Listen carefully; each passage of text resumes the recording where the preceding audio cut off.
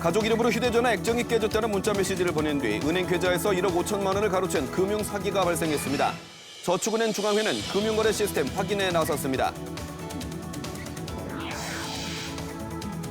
각종 집회와 시위로 몸살을 앓던 문재인 전 대통령 사저 주변의 경호구역이 오늘부터 확대됐습니다. 평산마을이 평온을 되찾을 수 있을지 살펴봤습니다. 경상남도와 경남교육청이 학교 무상급식의 식품비 분담 비율을 놓고 팽팽하게 맞서고 있습니다. 재정 여력과 타 시도와의 비율 등이 논란인데 이번에는 해법을 찾을지 주목됩니다. 매각 작업이 진행 중인 전남의 한 조선소에서 아침 일찍 사장 생일 파티가 열렸습니다. 직원들과 중장비까지 동원돼 며칠 전부터 준비가 이어졌습니다.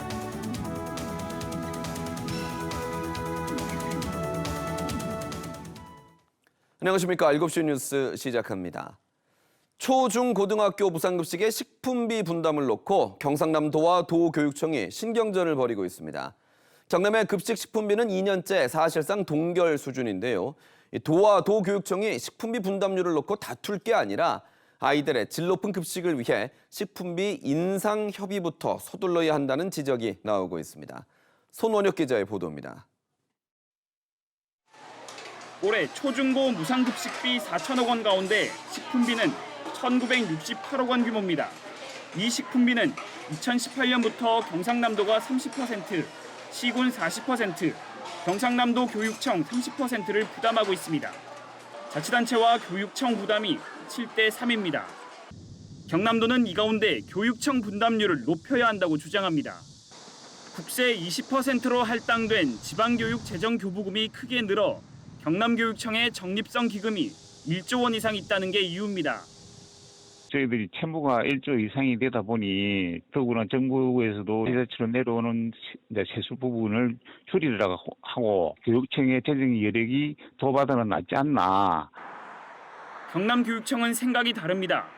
교육재정교부금은 정부가 축소 개편을 추진하고 있는 데다 다른 시도 교육청에 비해 급식비 자체 분담률이 높다고 반박합니다.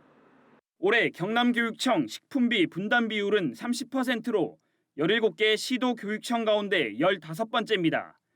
하지만 인건비와 운영비를 포함한 전체 급식비로 따지면 경남교육청이 69%를 부담해 7번째로 많다는 겁니다. 경남교육청은 분담 비율 현행 유지와 함께 올해 시작된 유치원 무상급식 식품비의 경남도 분담을 요구합니다. 유치원 급식이 필요한 212억 원을 지금 100% 고스란히 교육청에서 분담을 하고 있습니다. 그래서 저희는 유치원도 초중학교와 같이 3대 7 비율로. 시민단체는 분담률 논의에 앞서 급식질을 높이기 위한 예산 협의가 시급하다고 지적합니다. 2020년부터 급식 식품비가 사실상 동결 수준이기 때문입니다. 현실의 식재료비를 반영하지 않은 식품비 인상이 되어버리면 아이들한테는 저가 경쟁 입찰을 통한 충분하게 건강과 안전이 담보되지 않은 식재료가 투여될 수밖에 없는 거거든요. 경남도의회에서도 급식 식품비 분담 비율 조정이 필요하다는 목소리가 나오면서 양측이 쉽게 접점을 찾기는 어려울 것으로 예상됩니다. KBS 뉴스 손원혁입니다. 각종 집회와 시위로 몸살을 앓던 문재인 전 대통령 양산 사저 주변의 경호구역이 오늘부터 확대됐습니다. 막말 시위는 물론 흉기 난동까지 벌어지는 상황을 두고 볼 수 없다는 대통령 경호처의 판단인데요. 조용했던 마을이 평온을 되찾을 수 있을까요? 정민규 기자의 보도입니다. 이달 중순 경남 양산 문재인 전 대통령 사저 앞에서 열린 집회입니다. 욕설과 막말이 난무하고 일부 집회 참여자는 경찰의 제지에도 통제선을 넘어 사저로 다가갑니다. 최근엔 집회 주최자의 흉기 난동까지 벌어졌습니다. 결국 대통령 경호처가 사저 주변 경호구역을 확대했습니다. 경호구역 확대 첫날, 사저 울타리까지였던 경호구역이 최대 300m까지 넓어졌습니다. 이에 따라 마을엔 확성기를 단 차량과 원색적인 표현이 가득했던 현수막이 치워졌고 방문자에 대한 검문 검색이 강화됐습니다. 지난 5월 문 전 대통령 퇴임 이후 각종 집회와 시위로 인한 소음이 끊이지 않던 이곳은 경호구역이 확대되며 어느 정도 평온을 되찾았습니다. 100여일 만에 찾은 조용한 일상에 마을 주민들은 이제야 마음을 놓습니다. 간단히 말하자면 10년 먹은 체정이 내려가는 기분입니다. 얼마나 속이 편해지는지 그 기쁨은 말할 수가 없습니다. 이번 조치에도 법률이 보장하는 집회와 시위는 계속 허용됩니다. 경호구역 안에서 질서를 혼란시키거나 유해를 가중시키는 그런 행위들에 대해서는 대경법에 근거해서 경호처와 함께 차단 제지를 할 예정입니다. 문 전 대통령 측은 이번 경호구역 확대는 불가피한 조치라며 불법 행위에 대해서는 엄정한 법 집행이 이루어져야 한다고 밝혔습니다. KBS 뉴스 정민규입니다. 가족을 사칭해 휴대전화 액정이 깨졌다며 개인정보를 요구한 뒤 은행 계좌에서 돈을 가로채는 문자 금융 사기가 잇따르고 있습니다. 피해를 본 계좌는 모두 저축은행의 정기 예금이었는데요. 가로챈 돈을 송금받는 시중은행이 수상함을 감지해 범행이 드러났습니다. 박기원 기자가 취재했습니다. 50대 가정주부 A씨는 지난 11일 문자 메시지를 받았습니다. 군대에 있는 아들이 실수로 휴대전화 액정을 깨뜨렸다는 내용입니다. 수리 맡겨야 하는데 이 번호로 카톡 추가해줘. 그러고 나서 보이스톡이 와서 아들 목소리를 확인을 하고 아들은 파손보험에 가입하면 무료로 수리를 받을 수 있다며 A씨의 신분증과 은행계좌 비밀번호를 문자로 보내달라고 요구했습니다. 잠시 뒤 가입 신청이 잘 안 된다며 원격 제어 앱을 설치하도록 권유했습니다. 이튿날까지 원격 제어 앱이 실행되는 걸 수상하게 여긴 A씨는 문자를 보낸 사람이 아들이 아닌 사기범인 것을 알아차렸습니다. 이미 계좌 네 곳에서 1억 5천여만 원이 빠져나간 뒤였는데 모두 저축은행 정기예금 계좌였습니다. 하지만 시중은행 계좌 네 곳은 피해를 보지 않았습니다. 아무런 정보가 저에게 은행에서 오지 않았고 제가 신고하기 전까지도 은행에서는 감지를 못하고 계셨다라는 거죠. 정기예금이 해지된 뒤 수십 차례 수백만 원씩 인출됐는데 네 곳의 저축은행 모두 지급 정지가 이루어지지 않았다고 A씨는 주장합니다. 이상 거래를 감지한 곳은 가로챈 돈을 송금받은 시중은행이었습니다. 통신사기 피해 환급법은 계좌 사기가 의심되면 금융기관은 송금을 지연하거나 일시 정지해야 한다고 나와 있지만 일부 저축은행은 실시간 확인조차 어렵습니다. 당일날 바로바로 실시간으로 이분이 돈이 어떻게 처리가 됐고 그것까지 이제 저희가 처리가 되지는 않고 있어요. 저축은행 중앙에는 저축은행들의 이상 금융거래 탐지 시스템에 문제가 없었는지 확인하고 있습니다. KBS 뉴스 박기훈입니다. 투자 전문가를 사칭하고 이른바 주식방과 가짜 투자 사이트를 개설해 수억 원을 뜯어낸 일당이 양산경찰서에 붙잡혔습니다. 일당 중에는 조직폭력배도 있어 경찰은 범죄의 수익금 사용처 등에 대해서도 조사하고 있습니다. 보도에 김영록 기자입니다. 대전의 한 원룸안으로 경찰 수사관들이 들이닥칩니다. 서랍 안에서 은행 체크카드와 휴대전화 등이 잇따라 발견됩니다. 지난 2월, 이들은 주식 투자 등이 가능해 보이는 가짜 사이트를 만든 뒤 투자를 하면 수익을 내주겠다며 SNS를 통해 사람들을 모았습니다. 이후 주식방으로 불리는 단체 채팅방에서 다른 일당이 투자자인 척 위장해 조작된 수익 내용을 보여주는 방식으로 피해자들을 속였습니다. 이들이 한 달가량 피해자 27명으로부터 뜯어낸 돈은 15억 원.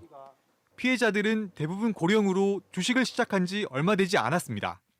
일주일 정도 이렇게 해서 투자한 사람들 성공했다 이러면서 거기에 대한 보수도 10% 이러면서 막 그 창에다 띄우는 거예요. 한 대여섯 사람 정도 그걸 보고 제가 혹한 거죠.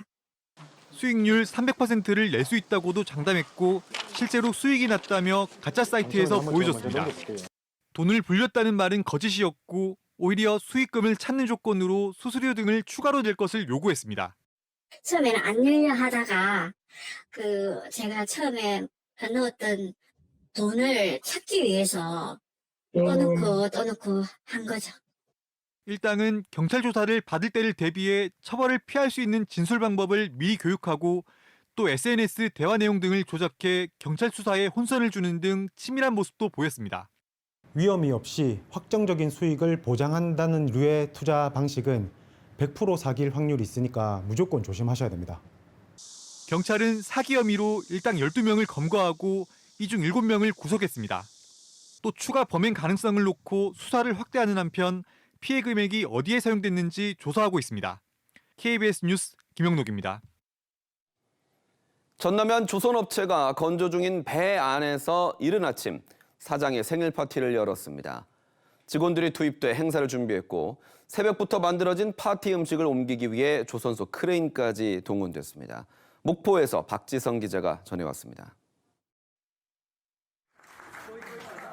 사랑하는 사장님 생일 축하합니다. 작업복을 입은 사람들의 축하를 받으며 촛불을 끄는 한 남성. 해남에 본사를 둔 조선업체의 대표이사입니다. 아침 7시에 시작된 이 생일 파티는 이 회사에서 만들고 있는 선박의 선실 식당에서 열렸습니다. 완성되지 않은 배에서 행사를 하기 위해 직원들은 7월 말 땡볕으로 달궈진 배 안을 수일간 청소했고 행사 전날에는 담당이 아닌 부서까지 투입됐습니다. 당일 파티 음식을 수십 미터 배 위로 옮기기 위해 조선소 크레인도 동원됐습니다. 새벽부터 음식을 준비한 급식업체 직원들은 현장에서 생일 축하 카드를 읽었습니다. 행복하고 아름다운 날 보내시길 기원합니다. 감사합니다. 직원들은 매각이 진행되고 있는 상황에서 이런 행사가 열리는 것 자체를 이해할 수 없다고 말합니다. 회사 주인이 바뀐다고 해서 직원들이 다들 불안해하고 있는 상황인데 이렇게 생일 파티를 선상에서 준비한다는 게 상식적으로.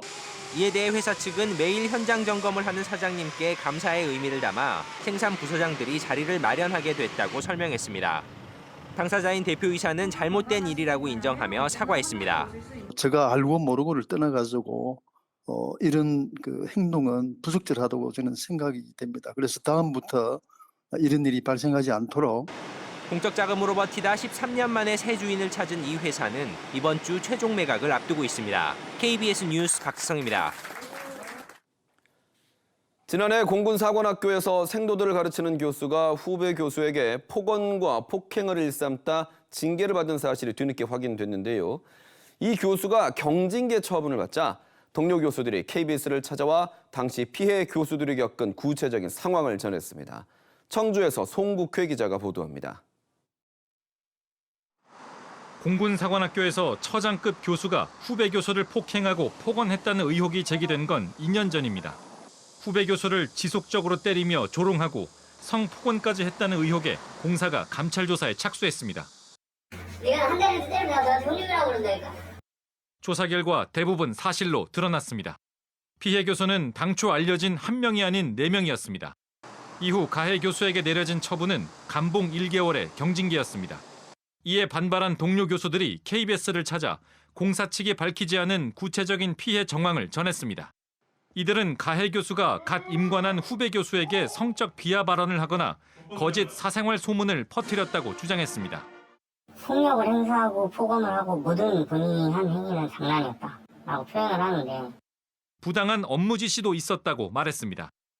본인 업무할 공간을 박탈하고 자리 앞에 와서 노트북 하나 놓고 일을 해라. 우울증 증세를 호소한 교수도 있었지만 군 조직의 특성상 당시 어떤 문제 제기도 할 수 없었습니다. 그 내부 고발자에 대한 면처리를 받는 게 제일 컸죠. 누구 하나 먼저 나설 수 없었던. 공군사관학교는 가해 교수의 폭언과 폭행이 있었다는 건 사실이라며 형사 처벌을 원한 피해 교수가 없어 징계 사건으로 마무리됐다고 밝혔습니다. 가해 교수는 지난해 징계 처분을 받은 이후 조교수에서 부교수로 승진했습니다. KBS 뉴스 송국혜입니다. 창원시가 150억여 원을 들여 복원공사를 한 생태 하천이 각기 다른 효과를 내고 있습니다. 멸종 위기종인 수달이 서식할 정도로 환경이 좋아진 곳도 있지만 소하천에서는 아직도 물고기들의 떼죽음이 반복되고 있습니다. 배수영 기자가 취재했습니다. 창원시 토월천, 멸종위기 야생동물 1등급인 수달이 빗속에서 하천 블럭을 따라 상류 쪽으로 거슬러 올라가는 장면이 포착됩니다. 도심 하천이지만 수풀이 우거져 어두운 곳을 좋아하는 수달이 보금자리를 턴 것입니다. 운동 갔다 오다가 갯장가로 올라오는데 신기해서 촬영해봤습니다. 창원시 하남천, 비교적 깨끗한 이급수에 사는 갈견이와 민물새우가 죽은 채 물 위에 떠올랐습니다. 지난 주말부터 물고기 떼죽음 현상이 계속해서 확인되고 있습니다. 저도 내 운동하면서 그래 봤는데 저번에 비 오고 나서 그때 한번 딱 그게 확 뜨더라고요. 그 고기가 막 굴뚝굴뚝 막 도드마는 그 지나가니까 뭐 거의 이제 막 배가 하얗게 다 돼가 있더라고. 전통시장 인근의 주택 밀집 지역에서 함유하는 생활 하수가 오염원으로 꼽힙니다. 하천 본류와는 달리 시장 인근 함유 지점에는 뿌옇게 오염된 물로 수초도 자라지 못할 정도입니다. 전문가들은 인근 주택의 세탁 오수와 도로의 배기가스 오염 물질이 그대로 유입됐기 때문이라고 말합니다. 이 비가 오기 전에 이렇게 축적되어 있던 오염 물질, 비점 오염 물질이 비와 함께 쓸려 내려오면서 오염 영양 물질로 작용했고 그것 때문에 이 물고기가 폐사했던 것으로 보여집니다. 창원 신월동에서 남천까지 2.9km 구간의 토울천과 도계동에서 창원천 3.16km의 하남천에 대한 생태하천 보건공사를 한 건 2015년. 창원시는 하천 바닥 콘크리트를 걷어내고 돌과 흙을 채워 수초를 심는 데 국비 등 157억 원을 투입했습니다. KBS 뉴스 배수영입니다. 최근 삼성전자의 드럼 세탁기 유리문이 깨지는 사고가 잇따르고 있는데요. 삼성전자가 오늘부터 해당 모델을 무상으로 수리하는 리콜 조치를 진행하기로 했습니다. 보도에 박민경 기자입니다. 드럼 세탁기 앞에 깨진 유리 조각들이 널려 있습니다. 유리 파편 사이에는 고무 부품도 함께 떨어져 있습니다. 최근 잇따르고 있는 삼성전자의 드럼 세탁기 유리문 파손 사고 모습입니다. 사고가 반복되자 삼성전자가 오늘부터 해당 모델에 대해 자발적인 무상 수리 조치, 리콜에 나섭니다. 지난해 9월부터 올해 5월까지 생산된 비스포크 그랑데 AI 3개 제품 10만 6천여 대가 대상입니다. 삼성전자 자체 분석 결과 생산 과정에서 세탁기 유리문 뚜껑 등에 남은 이물질 등으로 인해 외부 유리가 떨어져 나갈 가능성이 확인됐습니다. 사용하고 있는 제품이 무상 수리 대상인지를 보려면 삼성전자 서비스 홈페이지에서 세탁기 일련 번호를 입력하면 됩니다. 국가기술표준원과 한국소비자원은 소비자들에게 될 수 있는 대로 빨리 삼성전자 고객센터 등을 통해 조치를 받아달라고 당부했습니다. 또 삼성전자의 무상 수리 조치에 대해 주기적으로 진행 현황을 점검하고 관리할 예정이라고 밝혔습니다. 더 자세한 정보는 제품안전정보센터나 소비자 위해 감시 시스템 등을 통해서도 확인할 수 있습니다. KBS 뉴스 박민경입니다. 정치권으로 갑니다. 국민의힘이 조금 전인 저녁 7시부터 윤리위원회를 열어 수해 복구 봉사 현장에서 실언을 한 김성원 의원에 대한 징계 절차 개시를 논의하기 시작했습니다. 일각에선 이준석 전 대표에 대한 추가 징계 가능성도 거론되는데요. 이 전 대표는 여론전을 이어가고 있습니다. 박경준 기자의 보도입니다. 국민의힘 윤리위가 김성원 의원에 대한 징계 절차 개시 논의에 들어갔습니다.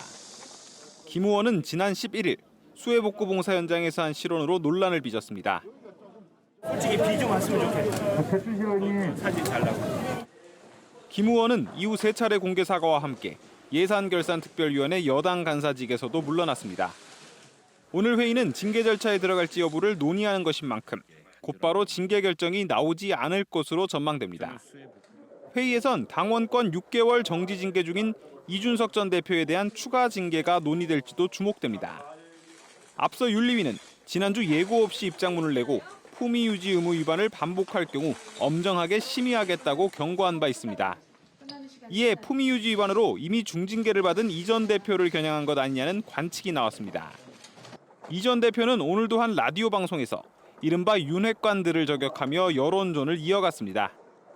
제가 당원 가입하라 그랬더니 또 이걸 해당 행위로 본다고 또 이제 하는 사람들이 있던데 정신이 좀 이상한 것 같은 게. 이 전 대표는 또 윤핵관 중 한 명이 본인의 성상납 의혹 사건에 대해 경찰의 수사 압력을 가하고 있다는 내용의 기사를 공유한 뒤 윤핵관으로 분류되는 특정 국회의원이면 여러 사람이 떠오르지 않는다고 꼬집었습니다.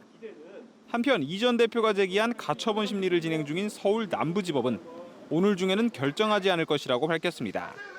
KBS 뉴스 박경준입니다. 코로나19 소식 전해드립니다. 재유행 확산세가 다소 주춤하고 있습니다. 이번 주가 이번 코로나19 유행의 정점일 거란 전망이 나오고 있지만 위중증 환자와 사망자는 여전히 증가세를 보이고 있습니다. 안다영 기자가 보도합니다. 코로나19 신규 확진자가 하루 새 5만 9,046명 늘었습니다. 국내 발생이 5만 8,640명, 해외 유입 사례가 406명입니다. 신규 확진자 수는 전날 11만 명대의 절반 수준이며 일주 전 월요일보다는 3,000명가량 적습니다. 월요일 기준으로 신규 확진자 수가 일주 전보다 줄어든 건 약 2달 만입니다.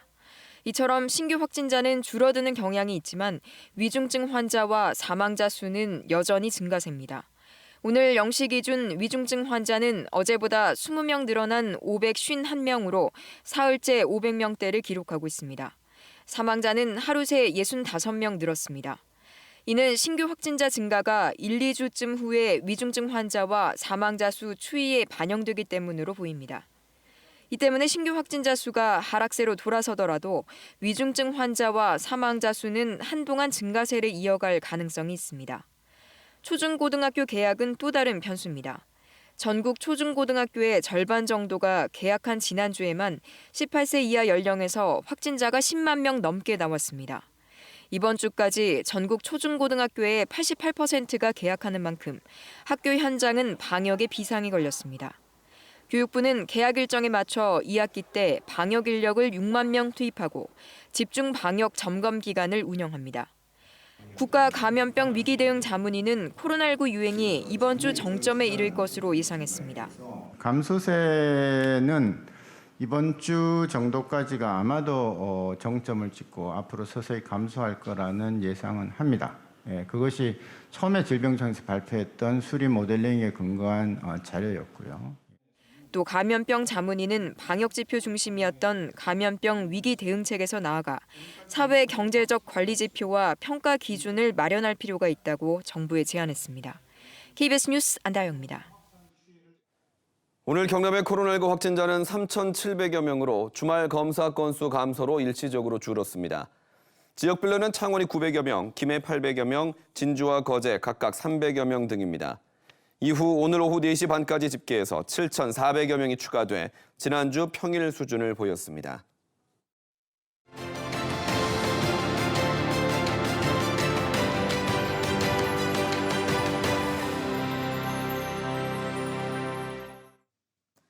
이어서 진주에서 전해드립니다. 지난달 8일부터 피서객을 맞은 남해군 상주와 송정, 월포 등 5개 해수욕장이 어제 모두 문을 닫았습니다. 남해군은 지난 45일 동안 상주 4만 5천여 명, 송정 2만 6천여 명 등 5개 해수욕장에 모두 10만여 명이 다녀가 지역경제 활성화에 큰 도움이 됐다고 밝혔습니다. 산청군이 청년들의 주거비 부담을 덜어주기 위해 1년 동안 월세를 한 달 최대 20만 원까지 지원합니다. 지원 대상은 만 19살에서 34살 사이 청년 가운데 본인 소유의 집이 없거나 보증금 5천만 원 이하의 주택에 사는 경우로 가구 소득이 중위소득 60% 이하, 재산가액 1억 700만 원 이하이면 산청군의 월세 지원을 신청할 수 있습니다. 2022 진주 문화재 야행이 오는 26일부터 사흘 동안 저녁 6시부터 밤 11시까지 진주성과 전통시장 일원에서 열립니다. 문화재 야행은 3대 국난일지인 쇠미록과 연계한 진주성 일원을 떠도는 민초 이야기를 주제로 진행되며 참가자가 직접 관광일기를 기록하는 이색 문화재 탐방이 펼쳐집니다. 사천시는 추석 연휴를 앞두고 오늘부터 다음 달 23일까지 감사팀장 등 6명의 감찰반을 꾸려 특별 감찰에 나섭니다. 주요 감찰 대상은 복무관리 등 공직기강 실태와 금품 향응 수수 등 직무 관련 비위, 추석 연휴 종합대책 추진 상황 등입니다. 남해에는 외국인 근로자들과 주민들이 함께 난타를 배우며 마을에 큰 활력을 불어넣는 곳이 있다고 하는데요. 그 현장 속으로 들어가 봅니다. 말이 통하지 않아도 감정을 공유하며 일상에 쌓인 스트레스를 날리는 취미 활동이 있습니다. 마을 주민이 강사가 돼 외국인 근로자들에게 난타를 알려주며 매주 함께 모여 연습하고 있는데요. 언어의 경계를 넘어 한 울타리 안에서 소통하는 현장으로 안내합니다.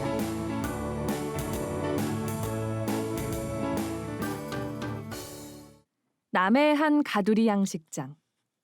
발리와 호주 사이에 있는 작은 섬나라 동티모르에서 온 자카 씨가 일하는 곳입니다. 이른 아침 양식장 고기들의 먹이를 주는 일부터 시작하는데요.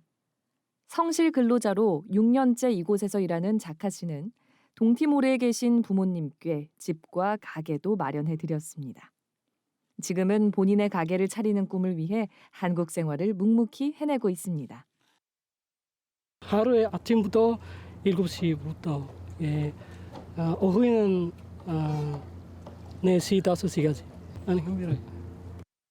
양식장에서 일을 마친 자카 씨가 친구들과 복지회관에 방문합니다. 퇴근 후에는 집에서 쉬거나 별다른 일 없이 무료하게 지내다가 최근 새로운 취미 생활이 생겼습니다. 북채를 들고 각자 자기 자리로 가서 서는데요. 지역의 외국인 근로자들과 함께 난타를 배우고 있습니다. 집에 가서 연습 많이 해봤습니까? 예. 연습 많이 해봤어요? 예. 지난 수업에 배웠던 것을 복습하는 시간. 난타는 우리나라 전통 가락인 사물놀이의 흥겨운 리듬을 바탕으로 북이나 다른 물건을 두들기며 연주하는데요. 쉽게 배울 수 있어 누구나 연주자가 될 수 있습니다. 말은 잘 통하지 않아도 행동으로 쉽게 배우며 따라해보는데요. 눈빛이 사뭇 진지합니다. 난타 수업은 마을 난타 동아리 회원으로 활동 중인 주민이 강사로 나서 알려줍니다. 난타라는 게 말보다는 행동으로 하기 때문에 그냥 제 몸 따라서 또 같이 하니까 또 난타라는 게 계속 연습을 해서 몸에 익히는 거니까 뭐 열심히 하니까 잘 되는 것 같습니다. 리듬과 박자에는 언어가 필요하지 않지요. 이 시간만큼은 언어의 경계 없이 즐길 수 있습니다. 다양한 나라에서 온 외국인 근로자들은 난타를 배우며 몸짓과 표정, 리듬으로 소통하고 있습니다. 지금은 어려운데 계속 배워가지고 공부하고 있습니다. 한국 난타는 외국인들의 흥과도 잘 맞습니다. 가족과 떨어져 낯선 환경에서 홀로 일하는 이들에게 색다른 취미 활동이자 힘든 일로 지친 일상에 새로운 활력소가 됐습니다. 아침부터 일하고 그냥 집에 돌아가면 또 우리 친구들이 같이 여기 하고 그냥 재미가 많이 있어요. 우리 계속 하고 여기는 진짜 재미 많이 있어요. 외국인 난타 동아리 소식에 마을 난타팀이 응원을 왔습니다. 후배팀이 실력을 쌓으면 마을 동아리 회원들과 함께 지역 축제 공연 무대에 설 예정인데요. 능숙한 선배들의 실력을 바라보며 함께 공연할 날을 기대해 봅니다. 우리도 기분 좋아요. 재미가 있습니다. 경남 문화예술진흥원 문화 우물 사업에 선정돼 진행 중인 난타 동아리는 외국인 근로자가 많은 지역 특성을 반영해 아이디어를 냈는데요. 동아리 활동을 통해 주민들과 소통하며 구심점 역할을 하기를 바라고 있습니다. 난타 동아리를 통해서 타양 사회의 좀 서글픔과 외로움을 이렇게 흥으로써 달래고 행복감도 누리고 우리 지역 미주 면민하고 같이 이렇게 유대 강화를 하면서 이방인이 아닌 미주면의 한 구성인으로서 자리를 잡는 계기가 됐으면 좋겠습니다. 난타는 음성적 언어를 사용하지 않아도 희로애락을 표현하며 소통할 수 있습니다. 난타가 매개체가 되어 마을 주민과 외국인 근로자들이 서로가 서로에게 마음을 열며 한 걸음 가깝게 다가가는 시간이 되길 바라봅니다.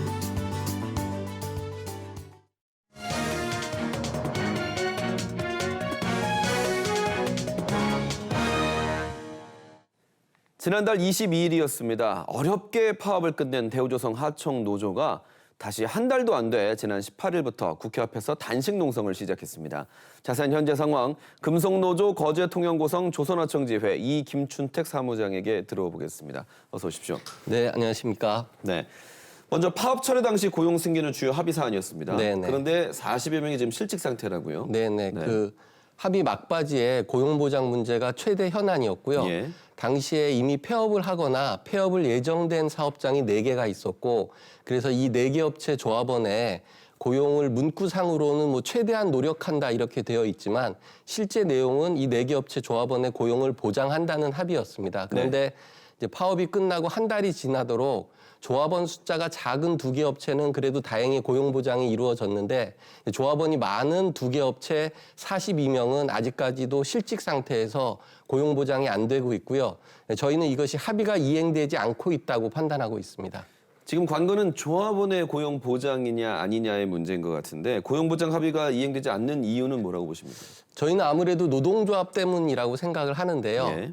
뭐 업체 대표들이 노동조합을 좋아할 리는 없겠죠. 하지만 어렵게 진통을 겪으면서 이루어진 합의는 그것대로 지켜져야 한다고 생각을 합니다. 근데 이제 그 합의가 책임성 있게 지켜지지 않는 것이고요. 특히 하나 업체 같은 경우에는 다른 노동자들은 고용이 승계가 됐고 또 노동조합 조합원이다가 탈퇴한 노동자들도 고용이 승계가 됐는데 네. 조합원들만 고용이 승계가 되지 않은 이런 상황이라서 저희는 이게 노동조합 때문이고 또 합의가 이행되지 않는 것이다 이렇게 생각하고 있습니다. 네, 일단은 폐업이라는 단어에 대해서 좀 설명이 필요할 것 같은데요. 폐업을 했는데 어떻게 다른 업체가 고용을 승계하느냐라는 말도 있고 노조원을 솎아내기 위한 위장 폐업 아니냐라는 부분도 있습니다. 설명을 좀 해주십시오. 이 조선소 현실을 좀 이해를 하셔야 예. 되는데요. 이를테면 저희 조합원 중에는 조선소에서 한 15년을 일했는데 같은 장소에서 매일 똑같은 일을 15년 동안 했는데 그동안 업체가 5번 이상 바뀐 경우가 있습니다. 그러니까 이제 그 업체만 계속 폐업하고 새로운 이름으로 바뀌지 그 노동자는 계속 그 자리에서 일을 해온 것이죠. 보통은 이렇게 업체가 폐업을 하면 그 업체를 인수한 다른 업체가 그 노동자들을 승계해서 계속 일을 하거나 아니면 그런 승계하는 업체가 없다고 하면 그렇다고 해서 그 노동자가 해온 일이 없어지는 것은 아니거든요. 네. 그러면 동종의 다른 업체로 분산 수용돼서 고용되거나 이것이 이제 조선소의 관례입니다. 물론 이제 조선소가 일감이 없어서 노동자가 줄어들고 있는 시기에는 업체 폐업한 노동자가 고용이 승계되지 않고 일자리를 잃고 쫓겨나는 경우도 있는데 지금은 뭐 많이 아시다시피 일감이 많고 그것에 비해서 일할 사람은 부족한 상황인데 지금 저희 실직되어 있는 42명은 정말 조선소에서 10년 이상 일한 숙련공들입니다. 예. 조선소에 숙련공이 없다고 지금 난리가 난 상황에서 이 노동자들이 고용이 승계가 되지 않을 이유가 없는 것이죠. 네, 협력업체 잦은 폐업과 이 고용 승계라는 이제 고용 구조에 대한 좀 특수성이 있는 것인데요. 그래서 22개 협력사로 구성된 당시 협의회 합의 내용을 보면 폐업으로 실직한 조합원의 고용 승계가 명시되어 있지 않습니까? 네네. 그러면 이 합의 이행 요구에 대한 협력업체들의 반응은 어떻습니까? 뭐 노동조합도 그렇고 이 하청업체들도 그렇고 이 파업 합의 이후에 내부적으로 진통을 좀 겪고 있습니다. 그래서 내부적으로 이견이라던가 이해 충돌 이런 것들 때문에 사실은 조정이 좀 어려울 수는 있다고 저희도 이해는 하는데 예. 그 내부적인 그 진통은 진통이고 어렵게 합의한 이 합의는 책임성 있게 지켜져야 한다고 생각을 합니다. 그래서 저희는 그 합의한 상대방 당사자들에게 이 합의를 책임 있게 이행하라고 요구하고 있는데 네. 뭐 아직까지는 노력은 해보고 있는데 예. 뭐 잘 안 되고 있다 이런 답변밖에 돌아오지 않기 때문에 네. 사실 일자리를 잃고 지금 기다리고 있는 노동자 입장에서는 매우 답답한 상황입니다. 노조는 어떻게 하실 건가요? 저희는 지금 단식 농성을 선택한 것이 그동안 큰 투쟁을 하고 많은 어려움이 있었기 때문에 호소 차원에서 단식 농성을 시작을 한 것입니다. 근데 만약에 이것이 단식 농성에도 불구하고 책임 있게 합의가 이행이 되지 않으면 어쩔 수 없이 노조는 다시 투쟁에 나설 수밖에 없고 네. 그런 좀 극단적인 상황이 또 얼마 안 있어서 예. 반복되지 않기를 바라면서 이 합의가 이행돼서 정말 42명 노동자가 다시 좀 네. 즐겁게 웃으면서 일할 수 있으면 좋겠습니다. 알겠습니다. 진통 끝에 노사가 합의한 약속인 만큼 조속히 해결의 실마리를 찾길 바라겠습니다. 말씀 잘 들었습니다. 네, 고맙습니다.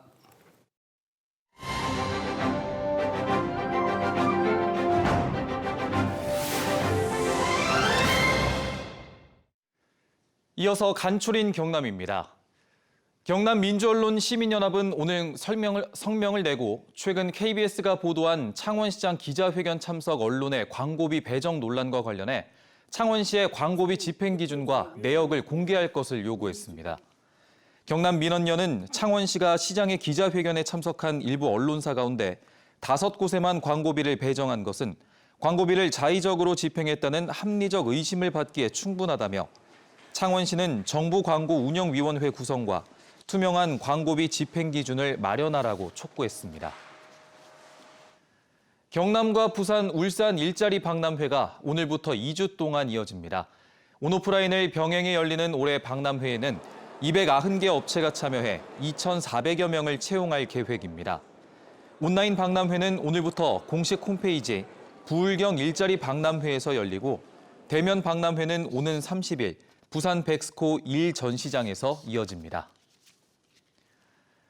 경찰이 독립유공자 김명시 장군을 기리는 벽화를 훼손한 남성을 쫓고 있습니다. 마산 중부경찰서는 창원 창동 골목에 조성된 벽화 주변 CCTV를 조사한 결과 나이가 특정되지 않은 한 남성이 안전모를 쓴 채 벽화와 입간판 등에 회색을 칠한 것을 확인했습니다. 경찰은 벽화를 훼손한 이 남성에게 재물 손괴 혐의를 적용할 예정입니다.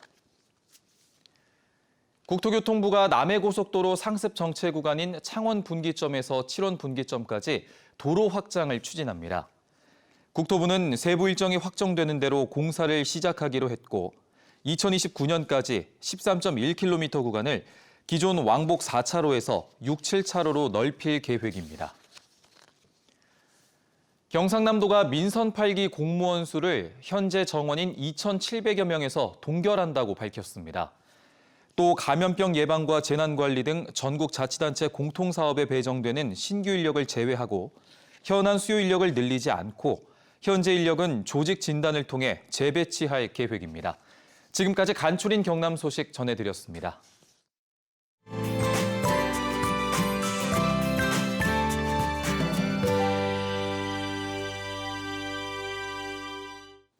오늘 오전에 기해 경남 지역의 폭염특보는 총 7개 시군으로 확대됐습니다. 내일 비가 오기 전까지 무더위는 이어질 것으로 예상되는데요. 곳곳으로 체감온도가 31에서 33도 내외로 올라 무덥겠습니다.